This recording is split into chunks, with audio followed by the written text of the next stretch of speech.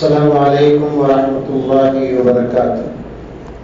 نحمدہ ونصلی علی رسولہ الکریم، اما بعد۔ وقال ربکم ادعونی استجب لکم۔ محترم سامعین، کل ہم ایک حدیث پڑھ چکے ہیں۔ حضرت عمر بن خطاب رضی اللہ تعالی عنہ راوی، انہوں نے کہا کہ رسول اللہ صلی اللہ علیہ وسلم نے فرمایا، جو آدمی رمضان المبارک میں دعائیں مانگتا ہے لا یخیب، وہ نامراد اور ناکام اور مایوس نہیں ہوگا۔ تو معلوم ہوا رمضان کی ایک اہم عبادت دعا ہے۔ دعا کیسے مانگنا چاہیے، دعا کے کیا آداب ہیں، دعا کس سے مانگنا چاہیے، یہ چند اصولی باتیں آپ کے سامنے رکھ کر پھر درس کی طرف آتے ہیں۔ اللہ تعالیٰ اس آیت کریمہ میں سورہ غافر کی آیت ہے بیان کرتا ہے کہ تمہارا رب کے معنی خالق، رب کے معنی ہماری ضرورتوں کو پورا کرنے والا، رب کے معنی پیدا کرنے والا۔ لیکن اللہ کہتا ہے، تمہارا رب کہتا ہے ادعونی، تم مجھ سے مانگو، مجھ سے مانگو، فاستجب لکم، میں تمہاری دعاؤں کو قبول کرتا، میں تمہاری دعاؤں کو سنتا۔ اللہ کے نبی صلی اللہ علیہ وسلم نے فرمایا، الدعاء هو العبادت، دعا عبادت ہے۔ اب نماز پر غور کر دیکھیں، آپ جب نماز شروع کرتے ہیں تو الحمدللہ رب العالمین سے شروع کرتے ہیں۔ یہاں پر اللہ کے نبی صلی اللہ علیہ وسلم فرماتے ہیں، اللہ تعالیٰ کہتا ہے کہ میں نے سورۃ فاتحہ کو میرے اور میرے بندے کے درمیان میں تقسیم کر دیا ہے۔ اس میں اللہ تعالیٰ کی تعریف، اس کی ثنا اور اس کی بڑائی پہلے بندہ بیان کرتا ہے، پھر اس کے بعد اللہ تبارک و تعالیٰ سے دعائیں مانگتا ہے۔ اس لیے اللہ کے نبی صلی اللہ علیہ وسلم فرماتے ہیں دعا عبادت ہے۔ ایک حدیث پہ آپ نے یوں بیان کیا، الدعاء مخ العبادت، دعا عبادت کا مغز ہے، دعا عبادت کا خلاصہ ہے۔ اس لیے دعا بڑے ادب کے ساتھ، بہت ہی عاجزی کے ساتھ پڑھنا چاہیے۔ احادیث کے اندر دعا کے آداب جو بیان کیے ہیں، ان میں سب سے پہلا ادب یہ کہ ایک مسلمان کو، دعا کرنے والا شخص، اللہ تعالیٰ کی تین جو وحدانیت کی جو تین چیزیں، توحید ربوبیت، توحید الوہیت، توحید اسماء و صفات، ان تینوں پر مکمل ایمان ہونا چاہیے۔ دیکھیں، ہم اللہ تعالیٰ سے جو دعا مانگتے ہیں، اس یقین کے ساتھ مانگتے ہیں کہ ہم توحید الوہیت، اللہ کے سوا اس کائنات میں کوئی عبادت کے قابل نہیں ہے۔ اگر عبادت کا لائق ہے، عبادت کا حق رکھتا ہے، تو صرف ایک اللہ تعالیٰ ہے۔ یہ دعا مانگنے والے کا عقیدہ ہوتا ہے۔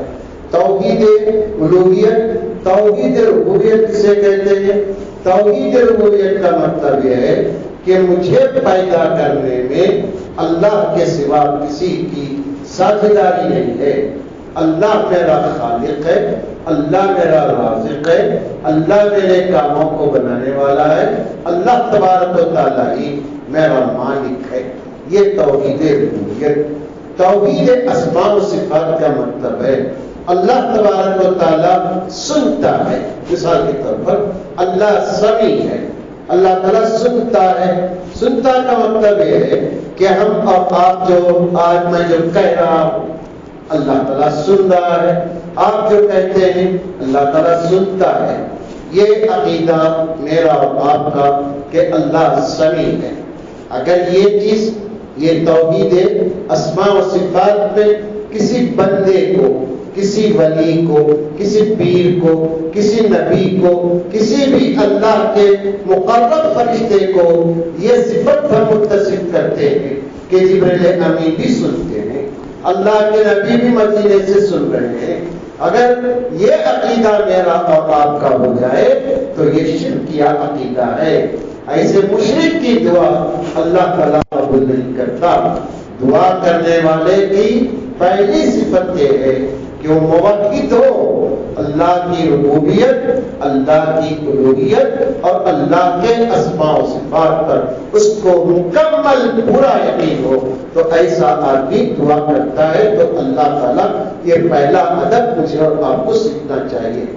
دوسرا ادب، وَإِذَا سَأَلَكَ عِبَادِي عَنِّي فَإِنِّي قَرِيبٌ أُجِيبُ دَعْوَةَ الدَّاعِ إِذَا دَعَانِ فَلْيَسْتَجِيبُوا لِي لَعَلَّهُمْ يَرْشُدُونَ. دوسرا، اس عقیدے کے ساتھ مانگیں، اس ایمان کے ساتھ مانگیں کہ میرا رب ہی مجھے دیتا ہے، میرے رب سے ہی یہ کام ہو سکتا ہے. وَإِذَا سَأَلَكَ عِبَادِي عَنِّي، اللہ کے نبی اگر میرے بندے میرے تعلق سے پوچھیں کہ ہمارا رب کہاں ہے، وہ کتنی دوری پر ہے، اس کو زور سے پکارے یا آہستہ سے بلائے، اس طرح کے سوالات صحابہ کرتے تھے. تو اس کے جواب میں اللہ نے کہا جب تمہارے سے کے سوالات ہوں تو آپ کہیے.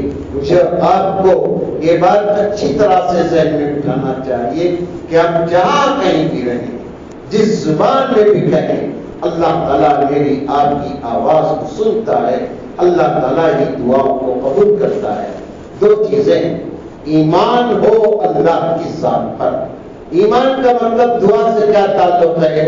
ایمان دعا سے تعلق یہ ہے کہ رب ہی میری دعا کو سنتا ہے، اللہ کے سوا میری دعا کو سننے والا کوئی نہیں ہے.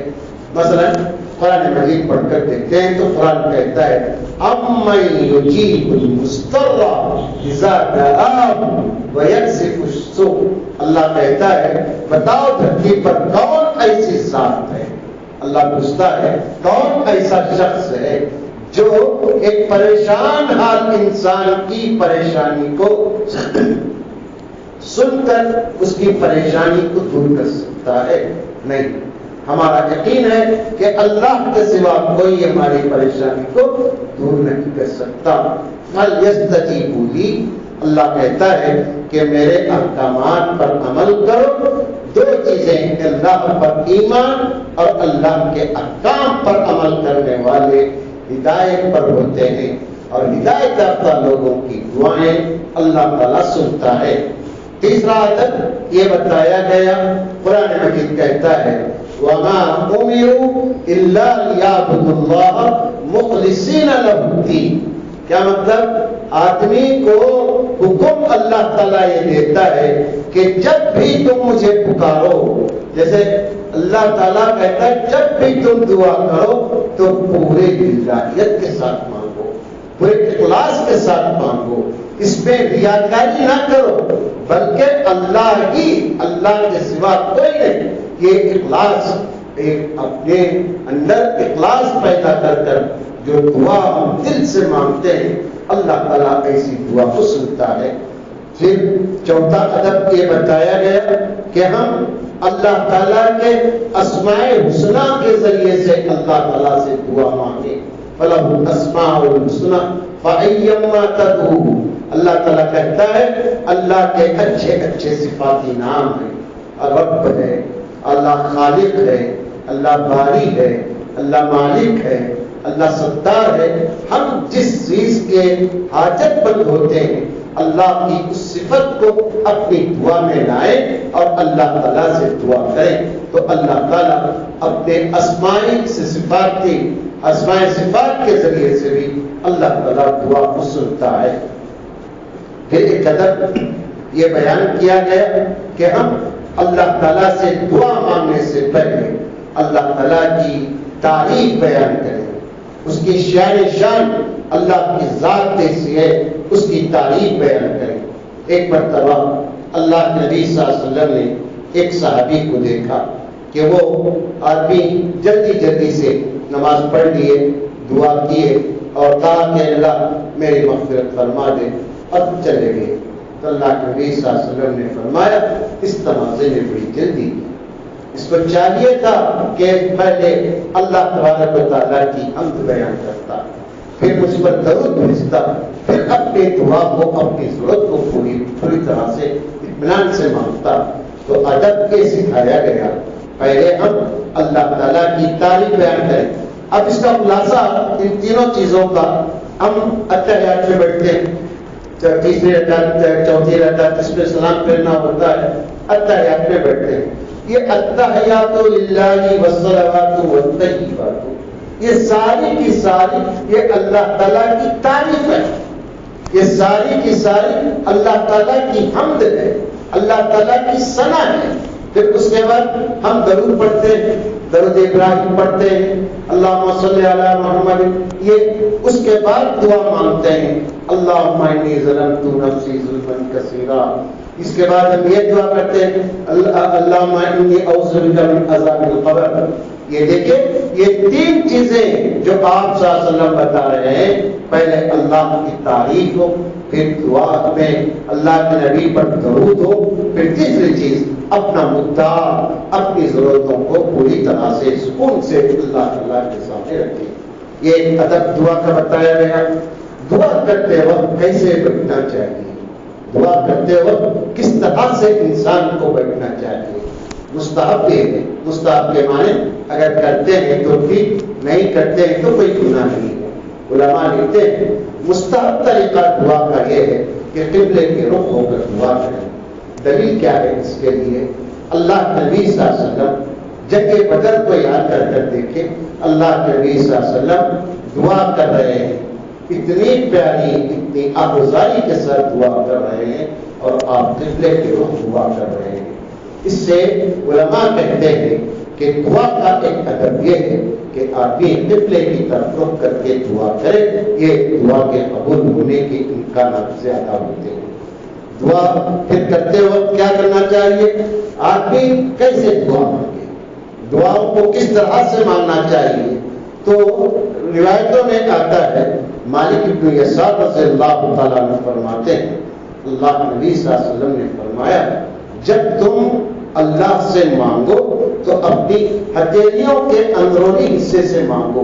کیا مطلب؟ آدمی دعا اس طرح سے مانگے، ہتھیلی کے اندرونی حصے سے مانگے، یعنی ہماری ہتھیلی کا اوپری حصہ آسمان کی طرف ہو اور چہرے کے پاس اپنے ہاتھوں کو رکھے۔ صالح حسینی سے پوچھا گیا کیا دعا کرنے کے دوران ہاتھوں کو جوڑ کر رکھنا ضروری ہے یا الگ الگ بھی رکھ سکتے ہیں؟ تو انہوں نے کہا کہ میں نے کسی حدیث میں ہاتھوں کو الگ رکھنے کا نہیں پڑھا، نہ کسی محدث سے میں نے ایک قول پڑھا ہے۔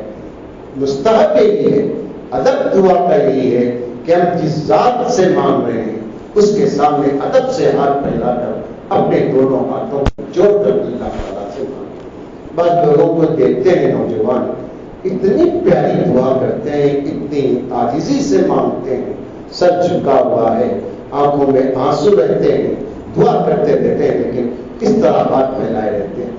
یہ طریقہ ادب نہیں ہے، یہ ادب نہیں ہے۔ دعا کا ادب یہ ہے کہ آدمی دونوں ہاتھوں کو ملائے۔ دلیل کیا ہے اس کے لیے؟ اس کے لیے دلیل وہی جنگ بدر کی دعا ہے جس میں اللہ کے نبی صلی اللہ علیہ وسلم نے اپنے دونوں ہتھیلیوں کو ملا کر آپ صلی اللہ علیہ وسلم نے دعا مانگی تھی۔ اس لیے محدثین اور علماء کہتے ہیں کہ دعا کے آداب میں سے اہم ادب یہ ہے کہ دعا ہتھیلیوں کو جوڑ کر مانگا جائے، اس سے اللہ تبارک و تعالیٰ دعا کے قبولیت کا یقین ہوتا ہے۔ دعا مانگتے وقت آدمی کو کس بات کا خاص طور پر خیال رکھنا چاہیے؟ یکسوئی کا خیال رکھنا چاہیے۔ یکسوئی کا کیا مطلب ہے؟ ہماری دعاؤں کا کیا حال ہے؟ ہم دعا کرتے رہتے ہیں، دوسروں کی طرف نظر رہتی ہے، کوئی سوئچ آن کرنے کا اشارہ کر رہا ہے، کوئی موزن صاحب کو اشارہ کرتا ہے، کوئی بچے کو ہٹانے کا اشارہ کرتا ہے، کوئی بچے کو خاموش کر رہا ہے، دعا بھی کر رہا ہے۔ یہ کیا کہ کس طرح کی دعا ہے؟ مانگنے آپ یجمان کے پاس جائیں، اپنے باس کے پاس جائیں، اپنے آفیسر سے کچھ چھٹی لینا ہے، چھٹی لیتے ہوئے آپ درخواست دے کر ادھر ادھر باتیں کرتے رہیں، وہ چھٹی کی درخواست آپ کے منہ پر مانگ کر دے دے گا۔ بے ادب، پہلے ادب سے اس کے پاس مانگنے حالانکہ ہمارا حق ہے آپ کو دینا چاہیے، لیکن ہمارے سوء اخلاق، برے اخلاق اور برے بیہیویئر کی وجہ سے آفیسر کی پھٹکار ہم کو پڑتی ہے۔ اللہ تبارک و تعالیٰ بردبار ہے، اللہ تعالیٰ حلیم ہے، اللہ تعالیٰ برداشت کرتا ہے گستاخیوں کو۔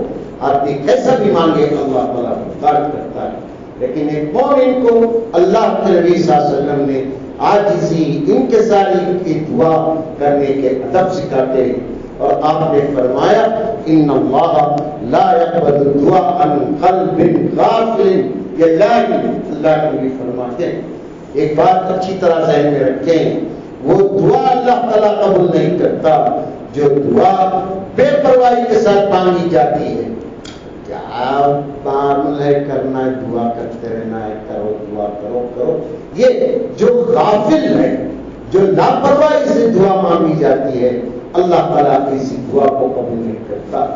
ایک دعا کا ادب یہ ہے کہ آدمی اپنی دعا کے اندر یہ کبھی نہ کہے، جیسے اللہ کے نبی صلی اللہ علیہ وسلم نے ایک آدمی کو نماز پڑھتے ہوئے دیکھا، بڑی اچھی نماز اس نے پڑھی، پھر جاتے ہوئے دعا کیا، اللہ اگر تو چاہتا ہے تو مغفرت کر، اگر تو چاہتا ہے تو دے، اللہ کوئی بات نہیں۔ اللہ کے نبی صلی اللہ علیہ وسلم نے فرمایا یہ کہ کتنے گستاخی ہے، یہ کتنا بے ادب ہے، اللہ تعالیٰ سے کبھی اگر تو چاہے تو دے، اگر تو چاہے تو معاف کر، اگر تو چاہے تو ایسا کر، یہ لفظ اگر انسان کو شیطان کے دروازے تک لے جاتا ہے۔ کبھی بھی دعا کے اندر اگر مگر کا لفظ نہ استعمال کریں، بلکہ ضد سے کہیں تو ہی کر سکتا ہے، تو ہی دے سکتا ہے، تو ہی میری مراد کو پوری کر سکتا ہے، جس کے سوا، اس در کے سوا وہ دوسرا کر نہیں جانتا، اس طرح سے آدمی ضد سے دعا مانگے۔ پھر ایک دعا کا ادب یہ بتایا گیا ہے کہ انسان دعا میں پختہ ارادہ کرے۔ پختہ ارادہ کا کیا مطلب؟ بار بار پختہ ارادہ کہہ رہا ہوں میں، آدمی کیا کرتا ہے دعا میں مایوسی اختیار کرتا ہے، کیوں بھائی آپ نہیں بہت دن سے دعا مانگا اور دعا قبول ہوتی نہیں جاتی نہیں، اس بات نے دعا کرنا چھوڑ دیا۔ یہ نہیں، اللہ کے نبی صلی اللہ علیہ وسلم کا فرمان ہے کہ دعا یقین کے ساتھ مانگو، اگر کسی کے حق میں دعا دنیا کے لیے بھلی ہے تو اللہ قبول کرتا ہے، اگر کسی کے حق میں دعا اللہ تعالیٰ آخرت کے لیے رکھنا چاہتا ہے تو آخرت کے لیے رکھتا ہے، یا اللہ تبارک و تعالیٰ اس دعا کی برکت سے آنے والی مصیبتوں کو ٹالتا ہے۔ کئی بار ہم دیکھتے ہیں، ہم اپنی زبان سے کہتے ہیں من میں بھی کون سی دعا کی، کس وقت کی دعا کی، اتنی بڑی آفت اور اتنے بڑے حادثے سے بچ گیا۔ یہ تمام باتیں دعا کے آداب ہیں۔ اب ایک آدمی ان آداب کا خیال کر کے جب اللہ تعالیٰ کے دربار میں اپنے خالی ہاتھوں کو پھیلا کر جب مانگے گا تو ضرور اللہ تبارک و تعالیٰ اس کی دعا کو سنے گا۔ معاذ بن جبل رضی اللہ تعالیٰ عنہ نے اللہ کے نبی صلی اللہ علیہ وسلم سے کہا، اللہ کے نبی صلی اللہ علیہ وسلم میرے لیے دعا مستجاب دعوات بن جاؤ گے، یہ دعا کی تھی۔ اللہ کے نبی سے کیا خواہش کرتے ہو؟ اللہ کے نبی اللہ تعالیٰ میری دعا کو سن لے جب بھی میں دعا کروں، ایسی دعا میرے لیے کیجیے۔ تو آپ صلی اللہ علیہ وسلم نے فرمایا بہت بڑی چیز کا تم نے مطالبہ کیا، ہاں اگر تم اپنی زبان کو سچی رکھو، صدق مقام، اپنی زبان کو سچی رکھو اور عقل حلال رکھو، حلال روزی کھاؤ، تو یقیناً اللہ تبارک و تعالیٰ اس سے تمہاری دعاؤں کو سنتا ہے، مستجاب دعوت ہو سکتا ہے۔ یہ آج کیا